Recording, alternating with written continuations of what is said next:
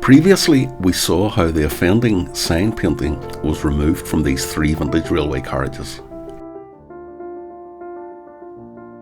So please join me on the signwriting journey from blank canvas to full restoration.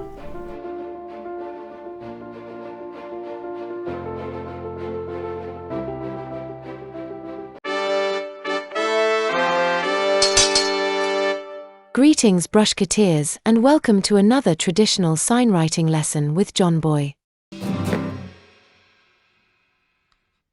What about you? John Boy from Titanic Town Sign School at your service.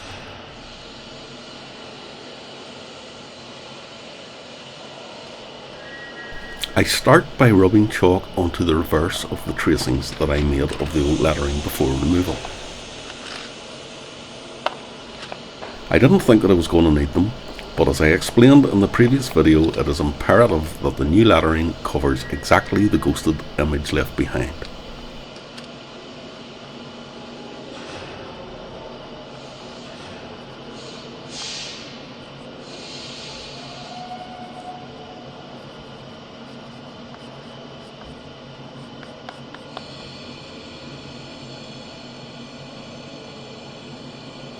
The letter heights are established by striking lines with my trusty chalk line.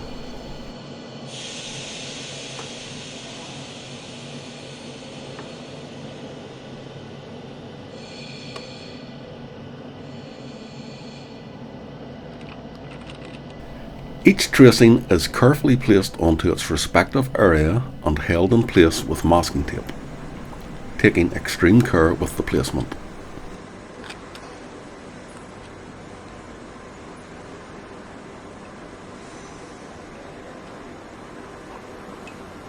Image transfer can then be done by simply drawing over the traced letters with a ballpoint pen.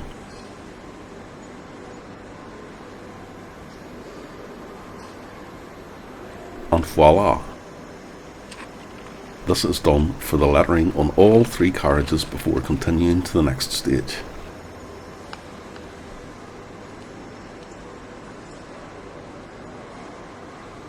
Using a number 6 lettering pencil in pure red sable, I begin the lettering with a metallic gold enamel.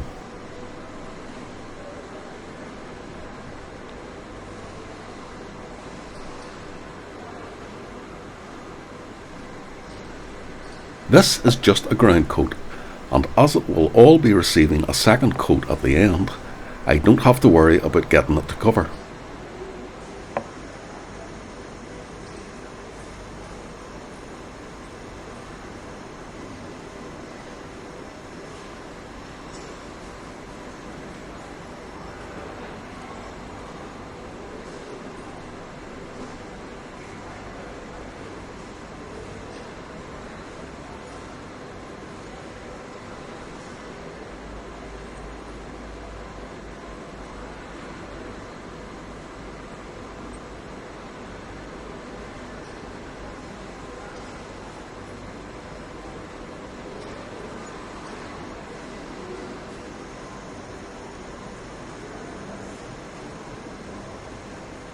Although the lettering has been pretty accurately marked out, I still approach the construction in exactly the same manner as I would if I was doing it freestyle. I use the same amount of brush strokes and pretty much in the same order.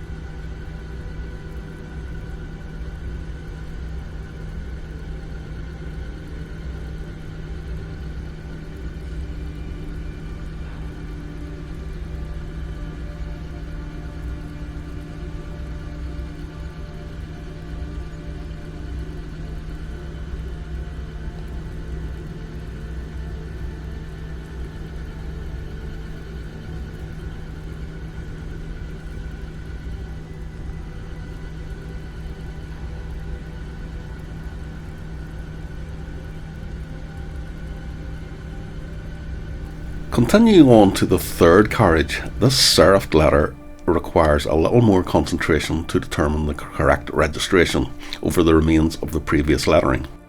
lettering which refused to come completely off, and this will kinda look messy for a while, so bear with me.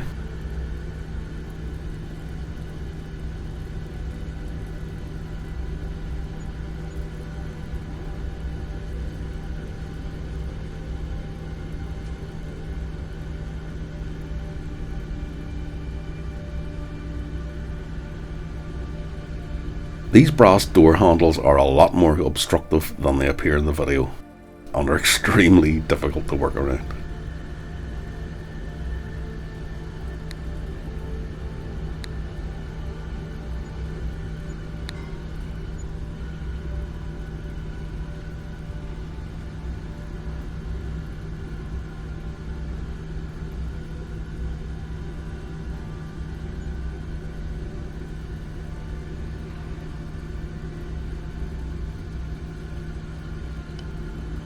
With all the lettering done on all 3 carriages, I can now tackle the shading on my next visit. Unfortunately, on my 3rd visit to the Railway Society, I dropped my action camera way down onto the hard concrete floor from the platform, and it died.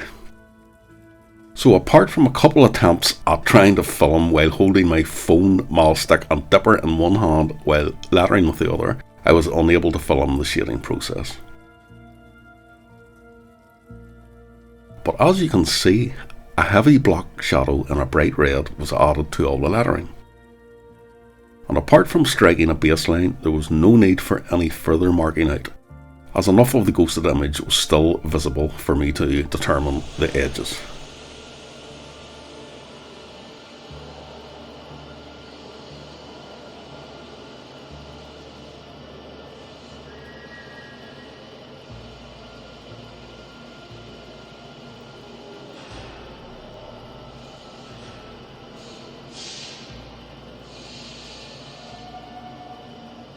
Once all the red shading has been completed, I am ready to add the black cast shadow to the opposite side of the letters.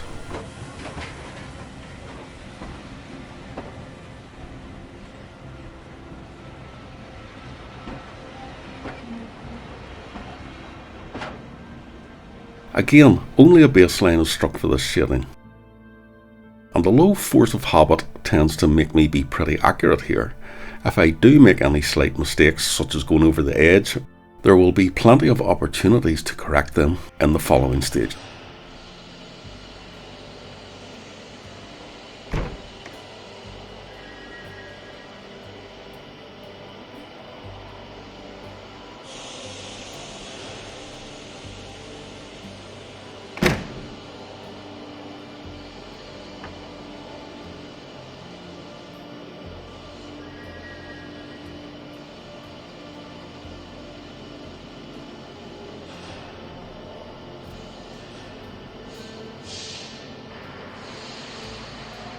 By my next visit, the shading has obviously completely dried, allowing me to add the lowlights to the block shadow. A number 4 lettering pencil is used to add a mid-brown lowlight to the horizontal strokes of this shadow.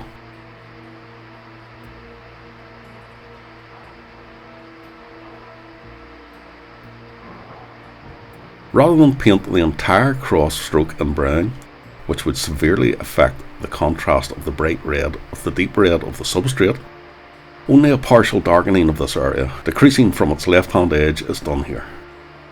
This just gives the suggestion that the underside of the blocking out is in shadow, without compromising the overall brightness of the red.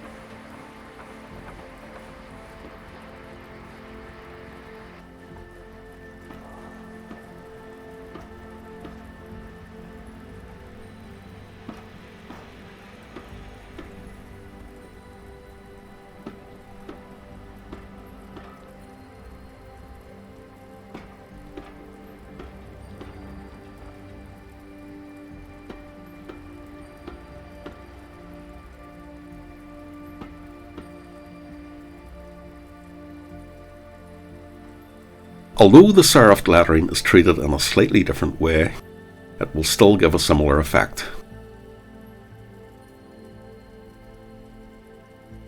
This carriage was originally from a different railway company from the other two coaches, so slight differences would be historically accurate. By the way, if you would like to learn more about the history of these late Victorian, early Edwardian carriages, then please visit the Downrail website.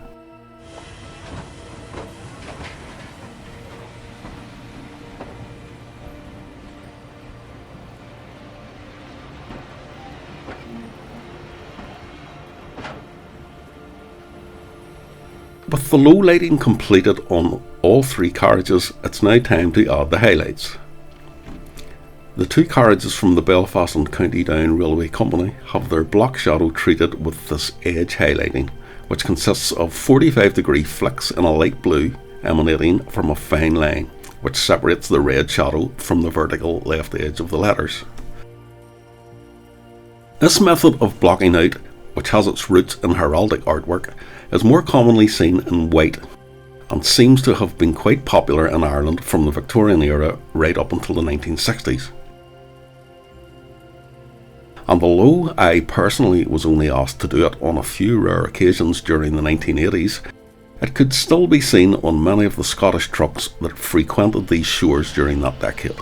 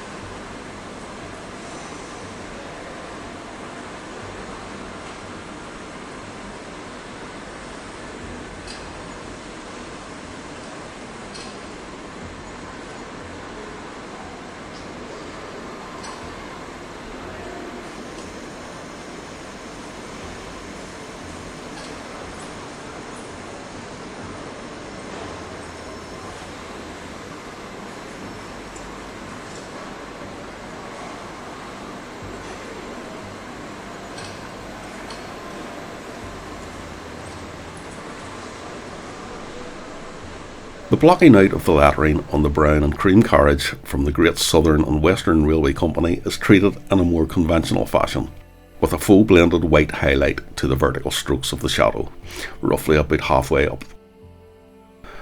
But I was unable to film this process due to the height restrictions of my tripod, but the general effect can be seen towards the end of this video.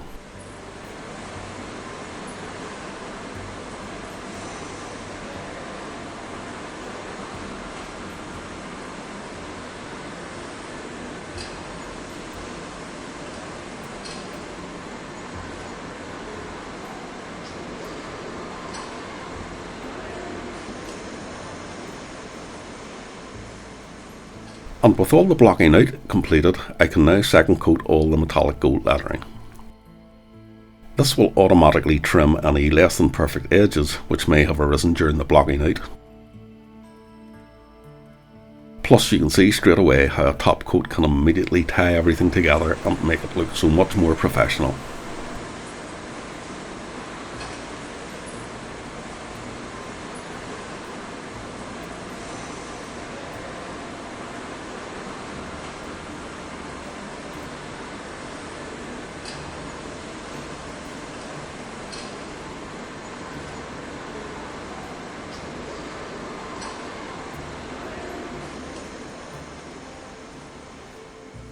And that just leaves me with one more visit to varnish everything.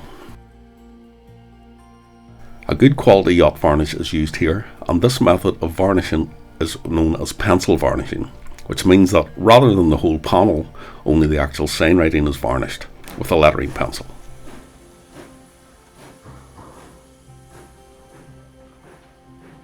Each character, along with its relative block and cast shadow, is varnished as a unit, and care must be taken to only go very slightly beyond the edge of the signwriting. Along with preventing the lettering from looking like a sticker, a 2mm maximum overlap will also cause any ghosted edge which may remain from the original lettering to totally disappear.